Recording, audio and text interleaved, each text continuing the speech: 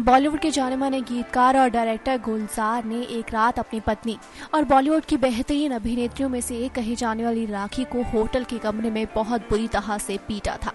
जी हाँ, ये घटना 1974 की है और हाल ही में एक पोर्टल के जरिए ये बात सामने आई है, जिसमें गुलजार राखी के मैरिज के बारे में कही गई हैं बहुत सी बातें।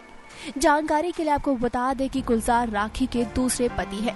गुलजार और राखी की 15 मई 1973 को शादी हुई थी। इनकी एक बेटी है जिसका नाम मेघना है और उनका जन्म उसी साल 13 दिसंबर को हुआ था, जिसके एक साल बाद ही गुलजार और राखी एक दूसरे से अलग हो गए थे।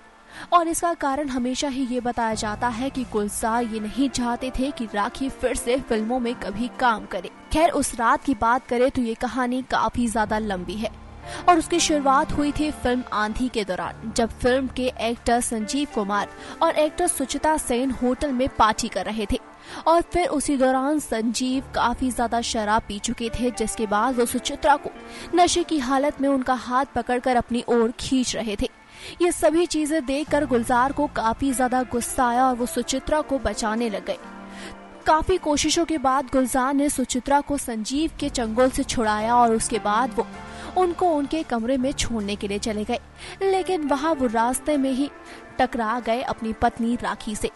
राखी उस वक्त काफी ज्यादा गुस्से में आ गई थी और वो ये जानना चाहती थी कि गुलजार आखिर सुचित्रा को छोड़ने के लिए उनके कमरे में अकेले क्यों जा रहे हैं, मगर गुलजार ये बात बिल्कुल नहीं चाहते थे कि किसी को भी उस बात की भनक पड़े और खामखा का बतंगड़ बन जाए। तो ऐसे में उन्होंने बात टालने की खूब कोशिशें की, मगर गुस्से में आई राखी उनका रास्ता रोक कर खड़ी हुई थी और लगातार सवाल पर सवाल पूछ रही थी, जिससे वहां पर मजमा लग गया।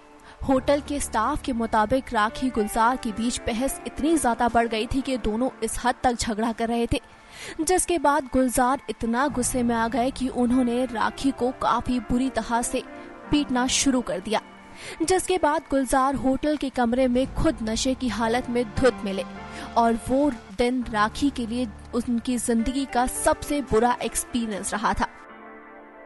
नेक्स्ट 9 न्यूज रूम की report. Subscribe now to receive new updates, reviews and news.